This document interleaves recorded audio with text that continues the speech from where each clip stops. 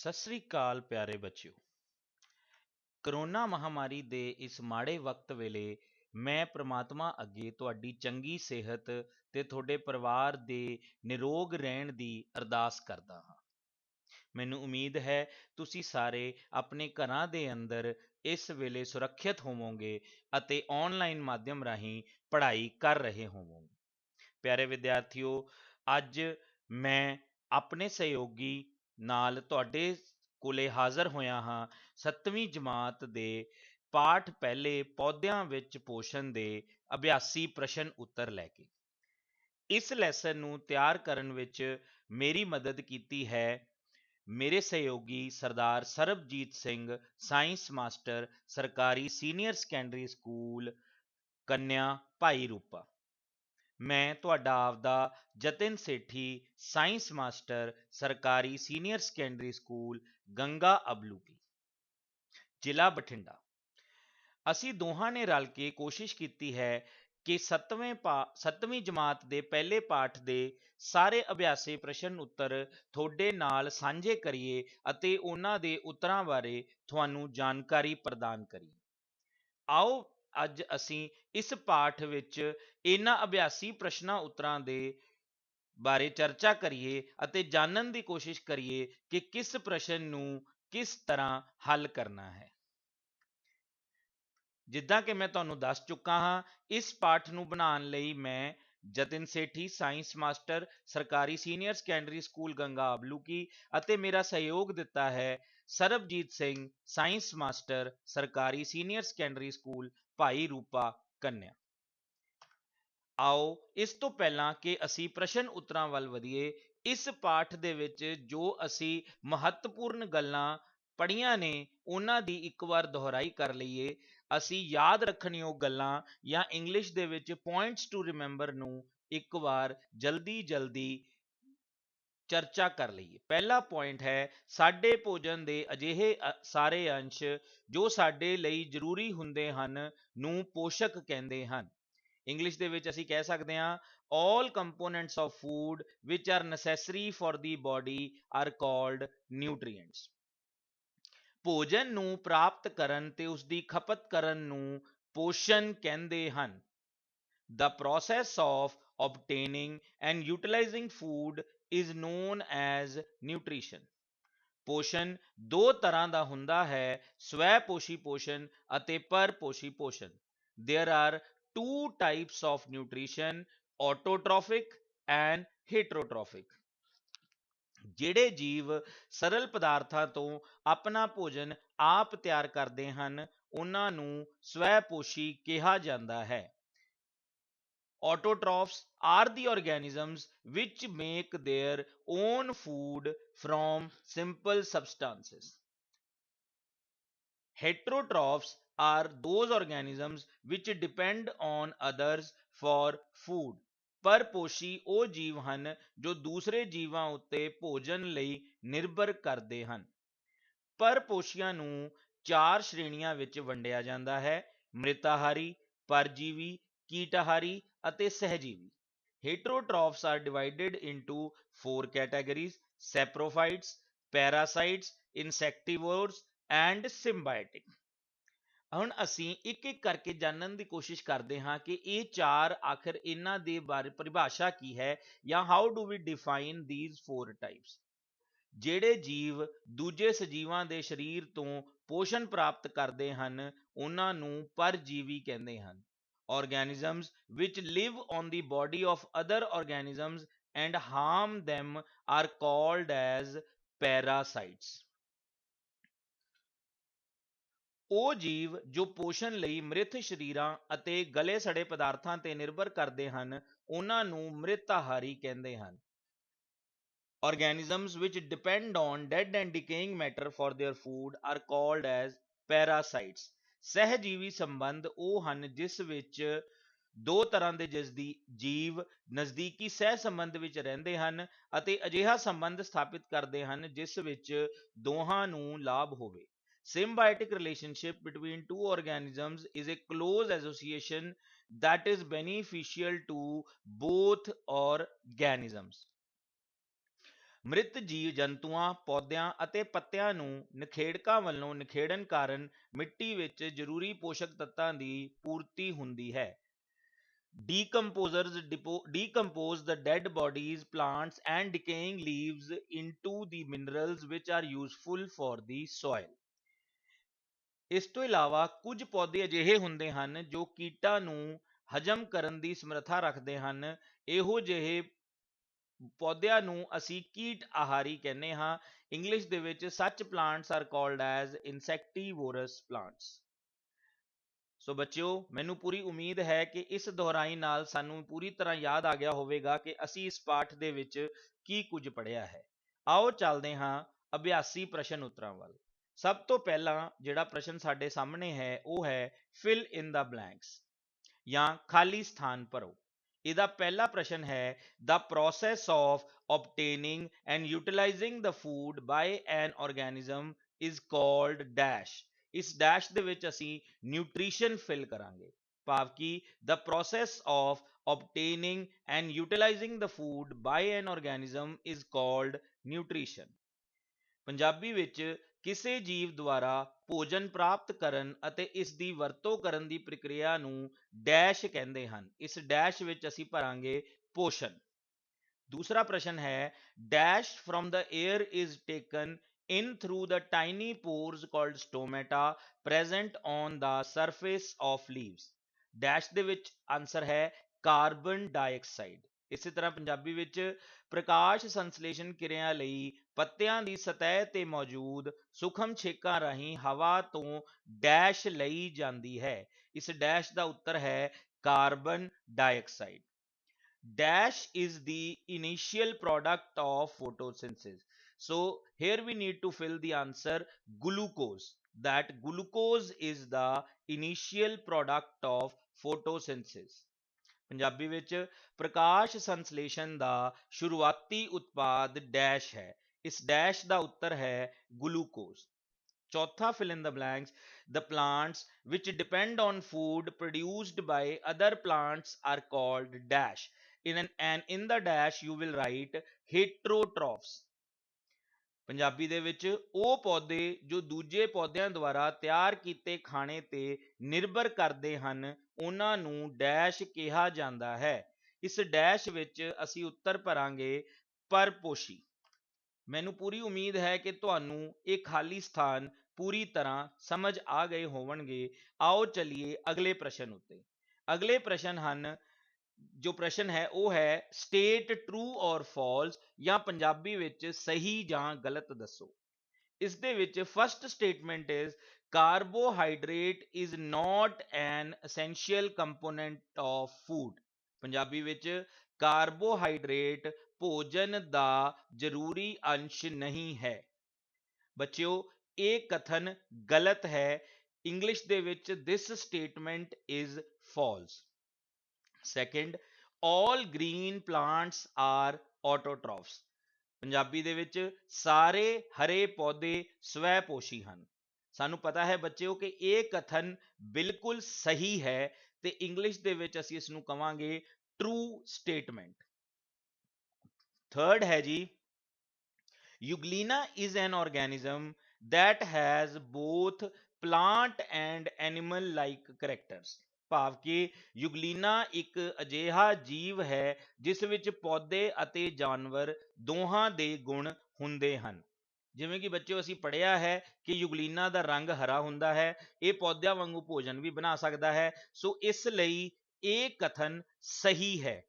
English ਦੇ ਵਿੱਚ this statement is true. Last question is sunlight is not necessary for photosynthesis. Punjabi ਵਿੱਚ ਪ੍ਰਕਾਸ਼ ਸੰਸਲੇਸ਼ਨ ਲਈ ਸੂਰਜੀ ਰੋਸ਼ਨੀ ਜ਼ਰੂਰੀ ਨਹੀਂ ਹੈ। ਬੱਚਿਓ, ਇਹ ਕਥਨ ਗਲਤ ਹੈ। This statement is false because plants need sunlight for photosynthesis. Punjabi ਵਿੱਚ ਪ੍ਰਕਾਸ਼ ਸੰਸਲੇਸ਼ਨ ਦੇ ਲਈ ਸੂਰਜੀ ਰੋਸ਼ਨੀ ਬਹੁਤ ਜ਼ਰੂਰੀ ਹੈ। ਸੋ ਬੱਚਿਓ, ਮੈਨੂੰ ਉਮੀਦ ਹੈ ਕਿ ਤੁਹਾਨੂੰ ਟਰੂ ਔਰ ਫਾਲਸ ਦੇ ਇੱਕ ਪ੍ਰਸ਼ਨ ਵੀ ਚੰਗੀ ਤਰ੍ਹਾਂ ਸਮਝ ਆ ਗਿਆ ਹੋਵੇਗਾ ਅਤੇ ਤੁਸੀਂ ਨਾਲ ਨਾਲ ਇਸ ਦੇ ਉੱਤਰ ਆਪਣੀ ਕਿਤਾਬ ਵਿੱਚ ਲਿਖ ਲਏ ਹੋਣਗੇ। अगले प्रश्न ते चलते हाँ। मैच द फॉलोइंग या हेठ दित्तियां दा मिलान करो। बच्चों इस क्वेश्चन दे विच तुहानू दो कॉलम दिते गए हैं ए अते बी। ए दे विच 4 अखर, बी दे विच 4 अखर, इसे तरह पंजाबी विच ए दे विच 4 अखर, बी दे विच 4 अखर, जिन्हां दा असीं सही मिलान करना है। First in English, in part A, the first word is agaricus, and we know agaricus is a parasite. So the right match will be agaricus is a not a parasite, but it is a saprophyte. Pav, agaricus depends on dead material for its food. So agaricus will be matched with saprophyte. Similarly, rhizobium is a bacteria which helps in fixing atmospheric nitrogen, and it is present in the leguminous plants. So rhizobium will be matched with leguminous plants. Chlorophyll is present in the leaves for photosynthesis. So chlorophyll will be matched with leaves. Cuscuta is a plant which is a parasite. So cuscuta will be matched with parasite. Punjabi ਦੇ ਵਿੱਚ ਖੁੰਭ ਦਾ ਮਿਲਾਨ ਅਸੀਂ ਕਰਾਂਗੇ ਮ੍ਰਿਤ ਜੀਵੀ ਨਾਲ, ਕਿਉਂਕਿ ਖੁੰਭ ਸੜੇ ਗਲੇ ਸਮਾਨ ਉੱਤੇ ਪੈਦਾ ਹੁੰਦੀ ਹੈ। ਰਾਈਜ਼ੋਬੀਅਮ ਜੋ ਕਿ ਹਵਾ ਵਿੱਚੋਂ ਨਾਈਟ੍ਰੋਜਨ ਲੈ ਕੇ ਮਿੱਟੀ ਵਿੱਚ ਸਥਿਰ ਕਰਦਾ ਹੈ, ਇਹ ਫਲੀਦਾਰ ਪੌਦਿਆਂ ਵਿੱਚ ਮੌਜੂਦ ਹੁੰਦਾ ਹੈ, ਇਸ ਕਰਕੇ ਇਸ ਦਾ ਮਿਲਾਨ ਹੋਵੇਗਾ ਫਲੀਦਾਰ ਪੌਦਿਆਂ ਨਾਲ। ਕਲੋਰੋਫਿਲ ਪੱਤਿਆਂ ਵਿੱਚ ਮੌਜੂਦ ਰਹਿੰਦਾ ਹੈ ਅਤੇ ਪ੍ਰਕਾਸ਼ ਸੰਸਲੇਸ਼ਨ ਵਿੱਚ ਮਦਦ ਕਰਦਾ ਹੈ, ਸੋ ਕਲੋਰੋਫਿਲ ਦਾ ਮਿਲਾਨ ਹੋਵੇਗਾ ਪੱਤੇ ਨਾਲ। ਅਮਰਵੇਲ ਇੱਕ ਅਜਿਹਾ ਪੌਦਾ ਹੈ ਜੋ ਕਿ ਦੂਸਰੇ ਪੌਦਿਆਂ ਉੱਤੇ ਭੋਜਨ ਲਈ ਤੇ ਵਧਣ ਲਈ ਨਿਰਭਰ ਹੈ, ਇਸ ਲਈ ਅਮਰਵੇਲ ਦਾ ਸਹੀ ਮਿਲਾਨ ਹੋਵੇਗਾ ਪਰਜੀਵੀ ਨਾਲ। ਸੋ ਪਿਆਰੇ ਬੱਚਿਓ, ਮੈਨੂੰ ਉਮੀਦ ਹੈ ਕਿ ਤੁਸੀਂ ਮੈਚ ਦਾ ਫੋਲੋਇੰਗ ਦੇ ਇਹ ਕੁਐਸਚਨ ਵੀ ਆਪਣੀ ਕਿਤਾਬ ਵਿੱਚ ਕਰ ਲਿਆ ਹੋਵੇਗਾ।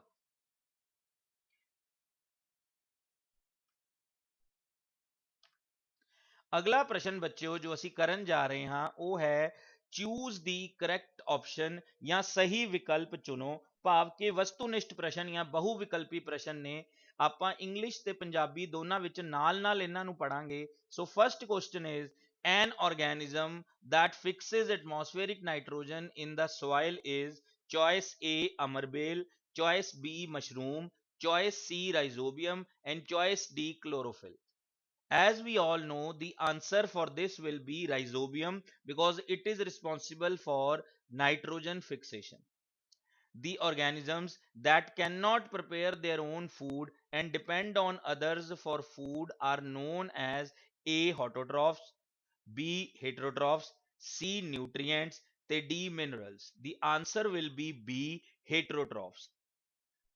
Third question is food factory of the plant is choice A leaf, choice B stem, choice C leaf, choice D flower. So the right answer is choice A leaf. Punjabi ਦੇ ਵਿੱਚ ਇਹੀ ਪ੍ਰਸ਼ਨ ਹਨ। ਇੱਕ ਸੂਖਮ ਜੀਵ ਜੋ ਹਵਾ ਵਿਚਲੀ ਨਾਈਟ੍ਰੋਜਨ ਨੂੰ ਮਿੱਟੀ ਵਿੱਚ ਸਥਿਰ ਕਰਦਾ ਹੈ। ਇਸ ਵਿੱਚ ਸਾਡੇ ਕੋਲ ਵਿਕਲਪ ਹਨ ਅਮਰਬੇਲ, ਮਸ਼ਰੂਮ, ਰਾਈਜ਼ੋਬੀਅਮ, ਕਲੋਰੋਫਿਲ। ਇਸ ਦਾ ਸਹੀ ਉੱਤਰ ਹੈ ਸੱਸਾ ਭਾਗ ਜਾਂ सी ਰਾਈਜ਼ੋਬੀਅਮ। ਦੂਸਰਾ ਹੈ ਉਹ ਜੀਵ ਜੋ ਆਪਣਾ ਭੋਜਨ ਆਪ ਤਿਆਰ ਨਹੀਂ ਕਰ ਸਕਦੇ ਅਤੇ ਭੋਜਨ ਲਈ ਦੂਸਰਿਆਂ ਤੇ ਨਿਰਭਰ ਕਰਦੇ ਹਨ। स्वैपोषी, परपोषी, पौष्टिक तत्व या खनिज। इसका सही उत्तर है बी परपोषी। तीसरा प्रश्न है पौधों के भोजन का कारखाना है। विकल्प हैं पत्ता, तना, जड़, फुल। इसका उत्तर है ए भाग पत्ता। सो बच्चों मैनू पूरी उम्मीद है कि तुसी ये सारे बहुविकल्पी प्रश्न भी अपनी किताब विच नाल नाल हल कर लए होणगे ते इन्हां दे उत्तरां नूं चंगी तरह समझ के याद भी कर लेना है। आओ चलिए अगले प्रकार के प्रश्नों ते। अगे साडे कोल आ जांदे ने very short answer type questions या बहुत ही छोटे उत्तरां वाले प्रश्न। इन्हां दे विच first question is define nutrition. Punjabi विच है पोषण तो की भाव है। ਇਹਦਾ ਬੱਚਿਓ ਇੰਗਲਿਸ਼ ਮੀਡੀਅਮ ਵਿੱਚ ਆਨਸਰ ਹੈ ਦ process of obtaining and utilization of food by an organism is called nutrition। Punjabi ਵਿੱਚ ਕਿਸੇ ਜੀਵ ਦੁਆਰਾ ਭੋਜਨ ਪ੍ਰਾਪਤ ਕਰਨ ਅਤੇ ਉਸ ਦੀ ਵਰਤੋਂ ਕਰਨ ਨੂੰ ਪੋਸ਼ਣ ਕਹਿੰਦੇ ਹਨ। Second question is, what is photosynthesis? And the answer is, photosynthesis is a process in which green plants prepare their own food with the help of chlorophyll in the presence of sunlight, carbon dioxide and water। Punjabi ਵਿੱਚ ਪ੍ਰਕਾਸ਼ ਸੰਸਲੇਸ਼ਨ ਕਿਰਿਆ ਕੀ ਹੁੰਦੀ ਹੈ? ਪ੍ਰਕਾਸ਼ ਸੰਸਲੇਸ਼ਨ ਉਹ ਕਿਰਿਆ ਹੈ ਜਿਸ ਰਾਹੀਂ ਹਰੇ ਪੌਦੇ ਸੂਰਜੀ ਊਰਜਾ ਅਤੇ ਕਲੋਰੋਫਿਲ ਦੀ ਮੌਜੂਦਗੀ ਵਿੱਚ ਕਾਰਬਨ ਡਾਈਆਕਸਾਈਡ ਅਤੇ ਪਾਣੀ ਤੋਂ ਆਪਣਾ ਭੋਜਨ ਤਿਆਰ ਕਰਦੇ ਹਨ।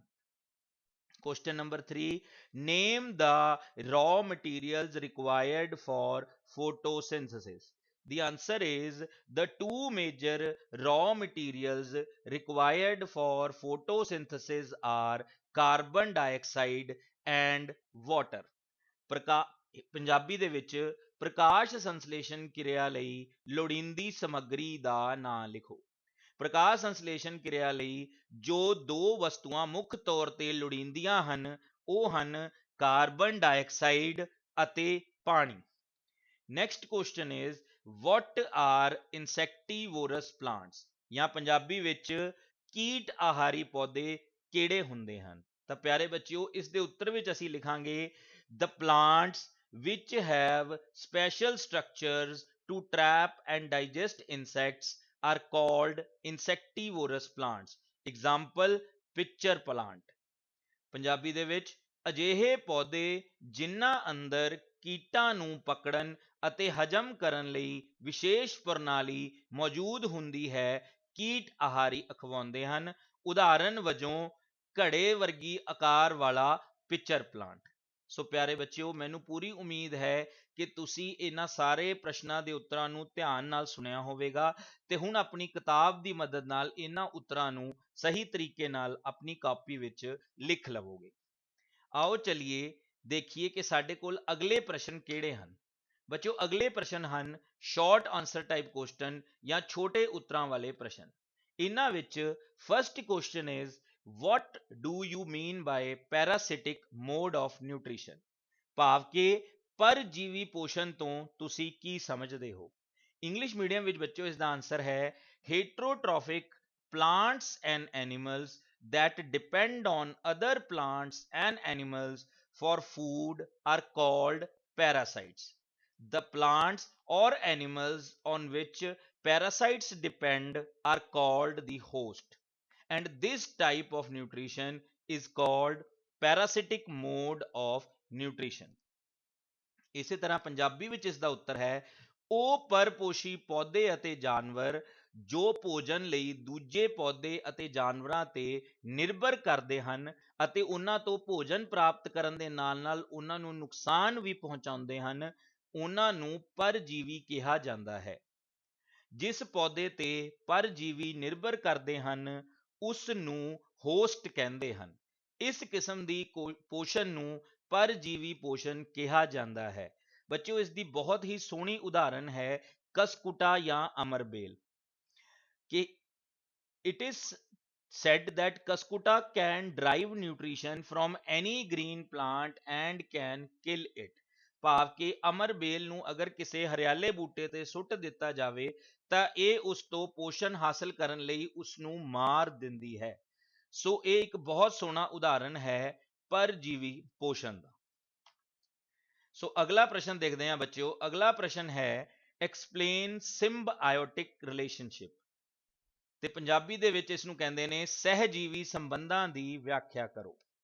ਇਸ ਦਾ ਆਨਸਰ ਹੈ when two different kind of organisms live together and share shelter and nutrition, then this mode of nutrition is called symbiotic relationship। In this, both the organisms are benefited from each other। Example, lichen and rhizobium।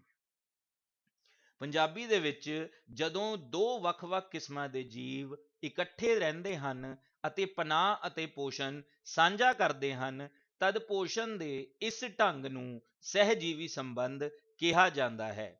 ਇਸ ਵਿੱਚ ਦੋਵੇਂ ਜੀਵ ਇੱਕ ਦੂਜੇ ਤੋਂ ਲਾਭ ਪ੍ਰਾਪਤ ਕਰਦੇ ਹਨ। ਇਸ ਦਾ ਉਦਾਹਰਨ ਹੈ ਲਾਈਕਨ ਅਤੇ ਰਾਈਜ਼ੋਬੀਅਮ, ਭਾਵ ਕਿ ਇਹ ਇੱਕ ਅਜਿਹਾ ਸੰਬੰਧ ਹੈ ਜਿਸ ਵਿੱਚ ਦੋ ਜੀਵ ਇਕੱਠੇ ਹੁੰਦੇ ਹਨ, ਇੱਕ ਦੂਸਰੇ ਤੋਂ ਲਾਭ ਲੈਂਦੇ ਹਨ ਅਤੇ ਫਿਰ ਵੀ ਇੱਕ ਦੂਸਰੇ ਨੂੰ ਬਿਨਾਂ ਕੋਈ ਨੁਕਸਾਨ ਪਹੁੰਚਾਏ ਹੋਏ ਇੱਕ ਦੂਸਰੇ ਦੇ ਨਾਲ ਸਹਿ ਸੰਬੰਧ ਵਿੱਚ ਰਹਿੰਦੇ ਹਨ। ਆਓ ਦੇਖੀਏ ਅਗਲਾ ਪ੍ਰਸ਼ਨ। ਅਗਲਾ ਪ੍ਰਸ਼ਨ ਹੈ how does pitcher plant catch insects. Punjabi ਦੇ ਵਿੱਚ ਘੜਾ ਬੂਟੀ ਪੌਦੇ ਕੀੜੇ ਮਕੌੜਿਆਂ ਨੂੰ ਕਿਵੇਂ ਫੜਦੇ ਹਨ, ਜਾਂ ਘੜਾ ਬੂਟੀ ਪੌਦਾ ਕੀੜੇ ਮਕੌੜਿਆਂ ਨੂੰ ਕਿਵੇਂ ਫੜਦਾ ਹੈ। तो बच्चों इसका उत्तर है the pitcher plant has special structures to trap and digest insects. The leaves of the pitcher plant are modified as pitcher shaped bodies to trap the insects. The opening of pitcher is lined with downward pointing hair. When insects sit on the opening pitcher, it slips down and cannot climb back and gets trapped. ਬੱਚਿਓ ਪੰਜਾਬੀ ਵਿੱਚ ਇਹਦਾ ਅਰਥ ਹੈ ਕਿ ਘੜਾ ਬੂਟੀ ਪੌਦੇ ਵਿੱਚ ਕੀੜਿਆਂ ਨੂੰ ਪਕੜਨ ਅਤੇ ਹਜਮ ਕਰਨ ਲਈ ਵਿਸ਼ੇਸ਼ ਪ੍ਰਣਾਲੀ ਮੌਜੂਦ ਹੁੰਦੀ ਹੈ। ਘੜਾ ਬੂਟੀ ਦੀਆਂ ਪੱਤੀਆਂ ਕੀੜਿਆਂ ਨੂੰ ਫਸਾਉਣ ਲਈ ਘੜੇ ਦੇ ਆਕਾਰ ਵਾਲੀਆਂ ਰਚਨਾਵਾਂ ਵਿੱਚ ਰੂਪਾਂਤਰਿਤ ਹੁੰਦੀਆਂ ਹਨ। ਇਸ ਘੜੇ ਵਰਗੀ ਰਚਨਾ ਦੇ ਮੂੰਹ ਤੇ ਹੇਠਾਂ ਵੱਲ ਮੁੜੇ ਹੋਏ ਵਾਲ ਹੁੰਦੇ ਹਨ। ਜਦੋਂ ਕੋਈ ਕੀਟ ਇਸ ਉੱਤੇ ਬੈਠਦਾ ਹੈ ਤਾਂ ਉਹ ਹੇਠਾਂ ਵੱਲ ਤਿਲਕ ਜਾਂਦਾ ਹੈ, ਵਾਪਸ ਉੱਪਰ ਨਹੀਂ ਚੜ ਸਕਦਾ ਅਤੇ ਫਸ ਜਾਂਦਾ ਹੈ। ਭਾਵ ਕਿ ਵਿਦਿਆਰਥੀਓ ਇਹ ਇੱਕ ਬਹੁਤ ਸੋਹਣੀ ਉਦਾਹਰਣ ਹੈ ਕੀਟ ਆਹਾਰੀ ਪੌਦੇ ਦੀ। ਜਿਹੜਾ ਸਾਡਾ ਘੜਾ ਬੂਟੀ ਜਾਂ ਪਿਚਰ ਪਲਾਂਟ ਹੈ, it is an excellent example of insectivorous plants ਜਾਂ ਫਿਰ ਕੀਟ ਆਹਾਰੀ ਪੌਦਿਆਂ ਦੀ। ਇਹਦੇ ਵਿੱਚ ਘੜੇ ਸਮਾਨ ਰਚਨਾਵਾਂ picture shaped bodies which can trap the insects and digest, ਭਾਵ ਕਿ ਘੜੇ ਦੇ ਆਕਾਰ ਦੀਆਂ ਰਚਨਾਵਾਂ ਜਿਹੜੀਆਂ ਕੀੜਿਆਂ ਨੂੰ ਆਪਣੇ ਅੰਦਰ ਫਸਾ ਕੇ ਉਹਨਾਂ ਨੂੰ ਪਕੜਨ ਅਤੇ ਹਜਮ ਕਰਨ ਦੀ ਸਮਰੱਥਾ ਰੱਖਦੀਆਂ ਹਨ। ਸੋ ਪਿਆਰੇ ਬੱਚਿਓ, ਮੈਨੂੰ ਉਮੀਦ ਹੈ ਕਿ ਤੁਸੀਂ ਚੰਗੀ ਤਰ੍ਹਾਂ ਸਮਝ ਗਏ ਹੋਵੋਗੇ ਕਿ ਆਖਿਰਕਾਰ ਇਹ ਘੜਾ ਬੂਟੀ ਕਿਸ ਤਰ੍ਹਾਂ ਕੀੜੇ ਮਕੌੜਿਆਂ ਨੂੰ ਫੜਦੀ ਹੈ ਤੇ ਕਿਸ ਤਰ੍ਹਾਂ ਉਹਨਾਂ ਨੂੰ ਹਜਮ ਕਰਦੀ ਹੈ। ਸੋ ਪਿਆਰੇ ਬੱਚਿਓ, ਅਗਲਾ ਪ੍ਰਸ਼ਨ ਹੈ ਜੋ ਕਿ ਹੁਣ ਲੌਂਗ ਆਨਸਰ ਟਾਈਪ ਕੁਐਸਚਨ ਹੈ ਸਾਡੇ ਕੋਲੇ, ਯਾਨੀ ਲੰਬੇ ਉੱਤਰ ਵਾਲੇ ਪ੍ਰਸ਼ਨ ਹਨ। ਇਹਦੇ ਵਿੱਚ ਪ੍ਰਸ਼ਨ ਹੈ how are nutrients replenished in the soil, ਭਾਵ ਕਿ ਮਿੱਟੀ ਵਿੱਚ ਪੋਸ਼ਕ ਤੱਤਾਂ ਦੀ ਪੂਰਤੀ ਕਿਵੇਂ ਹੁੰਦੀ ਹੈ। ਪਹਿਲਾਂ ਮੈਂ ਇਸ ਪ੍ਰਸ਼ਨ ਦਾ ਉੱਤਰ ਇੰਗਲਿਸ਼ ਵਿੱਚ ਦਿੰਦਾ ਹਾਂ।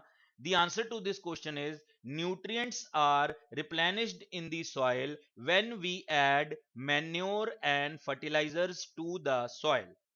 Point 2, the decomposers also play an important role in replenishing the nutrients. They decompose dead leaves and animal matter and enrich the soil. Third point, rhizobium bacteria that lives in the roots of leguminous plants converts atmospheric nitrogen into usable form and hence enriching the soil. ਹੁਣ ਇਹੀ ਉੱਤਰ ਪੰਜਾਬੀ ਵਿੱਚ ਮੈਂ ਸਮਝਾ ਰਿਹਾ ਹਾਂ ਕਿ ਮਿੱਟੀ ਵਿੱਚ ਪੌਸ਼ਟਿਕ ਤੱਤ ਪੂਰੇ ਹੋ ਜਾਂਦੇ ਹਨ ਜਦੋਂ ਅਸੀਂ ਮਿੱਟੀ ਵਿੱਚ ਰੂੜੀ ਜਾਂ ਰਸਾਇਣਿਕ ਖਾਦ ਪਾਉਂਦੇ ਹਾਂ। ਪੌਸ਼ਟਿਕ ਤੱਤਾਂ ਦੀ ਭਰਪਾਈ ਵਿੱਚ ਨਿਖੇੜਕ ਮਹੱਤਵਪੂਰਨ ਭੂਮਿਕਾ ਅਦਾ ਕਰਦੇ ਹਨ। ਉਹ ਮਰੇ ਹੋਏ ਜੀਵਾਂ ਅਤੇ ਗਲੇ ਸੜੇ ਪੱਤਿਆਂ ਨੂੰ ਸਰਲ ਤੱਤਾਂ ਵਿੱਚ ਬਦਲ ਦਿੰਦੇ ਹਨ ਅਤੇ ਮਿੱਟੀ ਨੂੰ ਉਪਜਾਊ ਬਣਾਉਂਦੇ ਹਨ। ਤੀਜੇ ਨੰਬਰ ਤੇ ਰਾਈਜ਼ੋਬੀਅਮ ਬੈਕਟੀਰੀਆ ਜੋ ਕਿ ਫਲੀਦਾਰ ਪੌਦਿਆਂ ਦੀਆਂ ਜੜ੍ਹਾਂ ਵਿੱਚ ਰਹਿੰਦਾ ਹੈ, ਵਾਯੂਮੰਡਲ ਨਾਈਟ੍ਰੋਜਨ ਨੂੰ ਵਰਤੋਂਯੋਗ ਰੂਪ ਵਿੱਚ ਬਦਲ ਦਿੰਦਾ ਹੈ ਅਤੇ ਮਿੱਟੀ ਵਿੱਚ ਨਾਈਟ੍ਰੋਜਨ ਦੀ ਕਮੀ ਨੂੰ ਪੂਰਾ ਕਰਦਾ ਹੈ। ਸੋ ਬੱਚਿਓ, ਇਸ ਦੇ ਵਿੱਚ ਅਸੀਂ ਇਹ ਸਮਝਣ ਦੀ ਕੋਸ਼ਿਸ਼ ਕੀਤੀ ਹੈ ਕਿ ਆਖਿਰਕਾਰ ਮਿੱਟੀ ਆਪਣੇ ਪੌਸ਼ਟਿਕ ਤੱਤਵ ਆਪਣੇ ਆਪ ਕਿਵੇਂ ਪੂਰੇ ਕਰ ਲੈਂਦੀ ਹੈ, ਜਾਂ how does the soil replenish its nutrients. So the simple answer is that soil enriches itself with manure and fertilizers. Decomposers also play an important role and rhizobium bacteria help in fixing the atmospheric nitrogen. Punjabi ਵਿੱਚ ਮਿੱਟੀ ਵਿੱਚ ਪੌਸ਼ਟਿਕ ਤੱਤ ਮੁੜ ਪੂਰੇ ਹੋ ਜਾਂਦੇ ਹਨ ਰੂੜੀ ਜਾਂ ਰਸਾਇਣਿਕ ਖਾਦ ਨਾਲ। ਪੌਸ਼ਟਿਕ ਤੱਤਾਂ ਦੀ ਭਰਪਾਈ ਵਿੱਚ ਨਿਖੇੜਕ ਮਹੱਤਵਪੂਰਨ ਭੂਮਿਕਾ ਅਦਾ ਕਰਦੇ ਹਨ ਅਤੇ ਰਾਈਜ਼ੋਬੀਅਮ ਬੈਕਟੀਰੀਆ ਜੋ ਕਿ ਫਲੀਦਾਰ ਪੌਦਿਆਂ ਵਿੱਚ ਮੌਜੂਦ ਹੁੰਦੇ ਹਨ ਵਾਯੂਮੰਡਲ ਦੀ ਨਾਈਟ੍ਰੋਜਨ ਨੂੰ ਸਥਿਰ ਕਰਕੇ ਮਿੱਟੀ ਵਿੱਚ ਨਾਈਟ੍ਰੋਜਨ ਦੀ ਕਮੀ ਨੂੰ ਪੂਰਾ ਕਰਦੇ ਹਨ। ਮੈਨੂੰ ਪੂਰੀ ਉਮੀਦ ਹੈ ਬੱਚਿਓ ਤੁਸੀਂ ਇਸ ਉੱਤਰ ਨੂੰ ਸਮਝ ਗਏ ਹੋਵੋਗੇ। आओ देखिए अगला प्रश्न जो कि इसका प्रश्न है what do you mean by nutrients explain various modes of nutrition in plants. Nutrients are substances used by an organism to survive, grow and reduce. For example, carbohydrates, proteins, fats, vitamins and minerals. There are two types of nutrition: autotrophic nutrition where the organism itself prepares the food, and heterotrophic nutrition where the organism takes the prepared food from other plants. Parasitic nutrition, which we have already studied, insectivorous mode of nutrition, saprophytic mode of nutrition and symbiotic mode of nutrition. Punjabi ਦੇ ਵਿੱਚ ਜਿਹੜੇ ਮੁੱਖ ਤੌਰ ਤੇ ਅਸੀਂ ਪ੍ਰਸ਼ਨ ਹੈ ਪੌਸ਼ਟਿਕ ਤੱਤ ਤੋਂ ਕੀ ਭਾਵ ਹੈ ਤਾਂ ਇਹ ਉਹ ਤੱਤ ਹਨ ਜੋ ਸਾਡੇ ਸਰੀਰ ਲਈ ਜ਼ਰੂਰੀ ਹਨ ਜਿਵੇਂ ਕਿ ਕਾਰਬੋਹਾਈਡਰੇਟ, ਪ੍ਰੋਟੀਨ, ਚਰਬੀ, ਵਿਟਾਮਿਨ ਅਤੇ ਖਣਿਜ। ਪੋਸ਼ਣ ਜੋ ਕਿ ਸਾਡੇ ਵਿੱਚ ਮਿਲਦਾ ਹੈ ਉਹ ਕਿੰਨੇ ਪ੍ਰਕਾਰ ਦਾ ਹੈ? ਸਵੈ ਪੋਸ਼ਣ ਜੋ ਕਿ ਭੋਜਨ ਆਪਣੇ ਆਪ ਤਿਆਰ ਕਰਨਾ ਹੈ, ਪਰ ਪੋਸ਼ਣ ਜਿੱਥੇ ਅਸੀਂ ਭੋਜਨ ਲਈ ਦੂਸਰਿਆਂ ਤੇ ਨਿਰਭਰ ਕਰਦੇ ਹਾਂ, ਪਰਜੀਵੀ ਪੋਸ਼ਣ ਜਿਸ ਵਿੱਚ ਅਸੀਂ ਇੱਕ ਜੀਵ ਦੂਸਰੇ ਨੂੰ ਨੁਕਸਾਨ ਪਹੁੰਚਾ ਕੇ ਆਪਣੇ ਲਈ ਪੋਸ਼ਕ ਤੱਤਵ ਪ੍ਰਾਪਤ ਕਰਦਾ ਹੈ, ਕੀਟਾਹਾਰੀ ਪੋਸ਼ਣ ਜਿੱਥੇ ਕਿ ਕੀੜੇ ਮਕੌੜੇ ਪਕੜ ਕੇ ਹਜਮ ਕਰਨ ਲਈ ਕੁਝ ਪੌਦਿਆਂ ਦੇ ਵਿੱਚ ਵਿਸ਼ੇਸ਼ ਰਚਨਾਵਾਂ ਮੌਜੂਦ ਹੁੰਦੀਆਂ ਹਨ, ਮ੍ਰਿਤ ਆਹਾਰੀ ਪੋਸ਼ਣ ਜਿੱਥੇ ਕਿ ਗਲੇ ਸੜੇ ਪਦਾਰਥਾਂ ਤੋਂ ਪੋਸ਼ਣ ਪ੍ਰਾਪਤ ਕੀਤਾ ਜਾਂਦਾ ਹੈ, ਸਹਿਜੀਵੀ ਪੋਸ਼ਣ ਜਾਂ ਫਿਰ ਸਿੰਬਾਇਟਿਕ ਪੋਸ਼ਣ ਜਿੱਥੇ ਕਿ ਇੱਕ ਜੀਵ ਭੋਜਨ ਲਈ ਦੂਸਰੇ ਜੀਵ ਤੇ ਨਿਰਭਰ ਕਰਦਾ ਹੈ ਅਤੇ ਆਪਣੇ ਇਸ ਜੀਵ ਤੋਂ ਪਰਸਪਰ ਦੋਨਾਂ ਨੂੰ ਫਾਇਦਾ ਹੁੰਦਾ ਹੈ। ਸੋ ਬੱਚਿਓ ਮੈਨੂੰ ਪੂਰੀ ਉਮੀਦ ਹੈ ਕਿ ਅੱਜ ਦੇ ਇਸ ਲੈਕਚਰ ਦੇ ਵਿੱਚ ਜਿਹੜੇ ਵੀ ਪ੍ਰਸ਼ਨ ਉੱਤਰ ਅਸੀਂ ਤੁਹਾਡੇ ਨਾਲ ਸਾਂਝੇ ਕੀਤੇ ਹਨ ਤੁਹਾਨੂੰ ਪੂਰੀ ਤਰ੍ਹਾਂ ਸਮਝ ਆਏ ਹੋਣਗੇ ਤੇ ਤੁਹਾਨੂੰ ਆਪਣੇ ਸਾਰੇ ਸਵਾਲਾਂ ਦੇ ਉੱਤਰ ਸਹੀ ਮਿਲ ਗਏ ਹੋਣਗੇ। ਪਰਮਾਤਮਾ ਤੋਂ ਤੁਹਾਡੇ ਸਿਹਤਯਾਬ ਰਹਿਣ ਦੀ ਅਰਦਾਸ ਕਰਦਾ ਹੋਇਆ ਮੈਂ ਇੱਕ ਵਾਰ ਫੇਰ ਤੁਹਾਡੇ ਤੋਂ ਇਜਾਜ਼ਤ ਚਾਹੁੰਦਾ ਹਾਂ। ਧੰਨਵਾਦ।